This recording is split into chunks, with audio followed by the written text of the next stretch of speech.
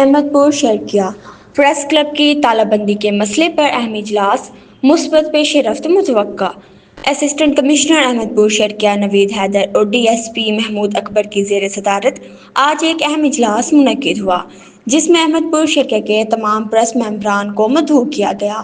اجلاس کا مقصد پریس کلب احمد پور شرکیہ کی تالہ بندی کے معاملے پر پیش رفت اور باہمی رنجشوں کے خاتمے پر بات چیت کرنا تھا۔ اجلاس میں اسسٹنٹ کمشنر نے تمام گروپوں کے عہدیداران اور اراکین سے کہا کہ وہ آپس کے اختلافات اور رنجشوں کو ختم کرتے ہوئے باہمی اتفاق اور تعاون کے ساتھ صحافت کے فروغ کے لیے کام کریں۔ انہوں نے زور دیا کہ پریس کلب عوامی ادارہ ہے، کسی ایک فرد یا گروپ کی ملکیت نہیں، لہٰذا اسے بند رکھنے کے بجائے تمام صحافیوں کے لیے کھلا ہونا چاہیے۔